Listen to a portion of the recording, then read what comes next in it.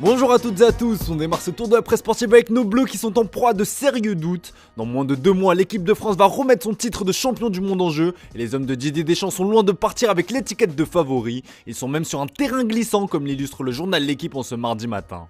Dédé doit faire face à de nombreuses incertitudes, notamment l'état de forme de ses joueurs et le système de jeu des Bleus. La Provence se questionne dans son édition du jour et se demande qui décrochera son billet pour le Qatar. Pour le Parisien, 17 Bleus ont déjà leur billet pour le Qatar, sauf blessure de dernière minute. Si le sélectionneur français emmène 23 joueurs au mondial, il ne reste donc plus que 6 places à prendre derrière les tauliers. Mais on rappelle que le patron des Bleus peut convoquer jusqu'à 26 joueurs. D'après le quotidien régional, la liste des Bleus sera dévoilée aux alentours du 9 novembre prochain en direct à la télévision.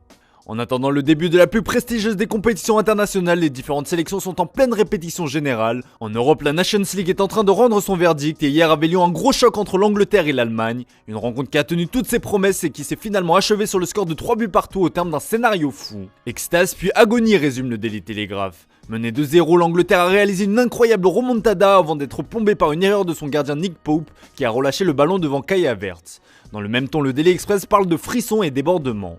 Le portier de Newcastle est loin d'être le seul fautif puisque Harry Maguire a livré une nouvelle prestation catastrophique pour changer. Devenu remplaçant à Manchester United, le défenseur pensait profiter de la sélection pour se relancer et bien c'est raté. Le joueur de 29 ans s'est fait balader par le minot Musiala durant toute la rencontre, concédant un penalty et auteur de la perte de balle sur le deuxième but allemand. Héros et méchant, lâche le Daily Mirror. The Sun met aussi en avant les 2 coupables de la soirée sur sa une.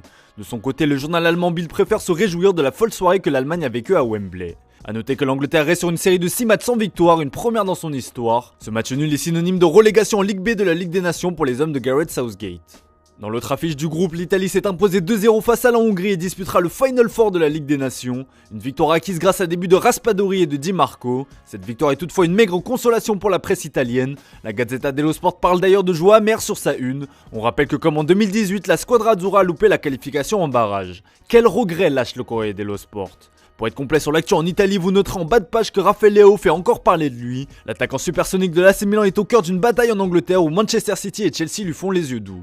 Le média transalpin nous apprend cependant que le joueur aimerait rester en Lombardie mais qu'il a une requête financière. Pour prolonger, Rafael Leao demande 7 millions d'euros par saison. L'AC Milan sait donc ce qu'il lui reste à faire pour conserver sa pépite. Allez, on continue avec la Ligue des Nations et un nouveau gros choc en perspective ce soir. Le Portugal et l'Espagne vont se disputer le dernier billet pour le Final Four. La Croatie, l'Italie et les Pays-Bas qui ont déjà validé leur billet vont donc avoir un œil attentif à cette rencontre. Le journal Marca parle d'un examen final dans son édition du jour. Le Mundo Deportivo qui évoque aussi ce grand défi, met en avant la jeunesse de la sélection espagnole incarnée par Pedri et Gavi. Même son de cloche en une de sport, finale au Portugal. Si la victoire est impérative pour les hommes de Luis Enrique, le Portugal de Cristiano Ronaldo pourra se contenter d'un petit point, comme le rappelle le journal Record pour conserver sa première place. Une dernière répétition très attendue des deux côtés donc. Allez, on termine ce tour de la presse sportive en Espagne avec le cas Eden Hazard qui fait jaser. Considéré comme un joker de luxe au Real Madrid, le Belge pouvait compter sur la sélection belge pour retrouver un rôle plus important. Mais son faible temps de jeu en club commence à inquiéter sérieusement les Diables Rouges qui préfèrent compter sur Kevin De Bruyne désormais. Hazard va à la dérive, s'inquiète le journal AS dans ses pages intérieures. Le joueur de 31 ans fait aussi parler de lui dans les pages intérieures du Mediasport, qui remet en question son statut de titulaire avec la sélection.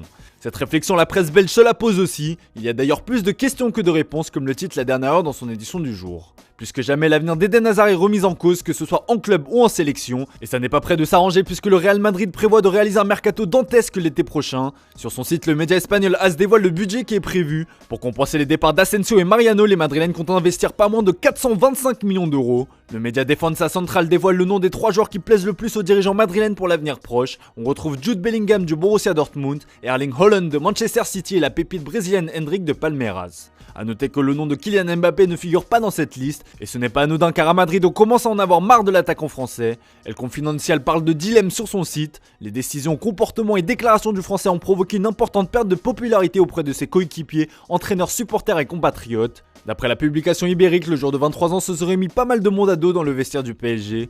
Beaucoup le considèrent comme un enfant capricieux qui conditionne les décisions sportives du club. Leandro Paredes, proche de Neymar et aujourd'hui prêté à la Juventus, a d'ailleurs fait une sortie remarquée lorsqu'il a été interrogé par ESPN sur Mbappé. J'avais une relation avec ceux avec qui j'avais une relation, mais ceux avec qui je n'avais pas de relation, je ne peux pas vous en parler. Une déclaration qui a le mérite d'être claire. Voilà, c'est tout pour ce matin, merci pour votre fidélité, et si vous kiffez notre contenu, n'oubliez pas de liker et de vous abonner, ça nous donne de la force. Allez, on se retrouve tout à l'heure pour le traditionnel JT Foot Mercato.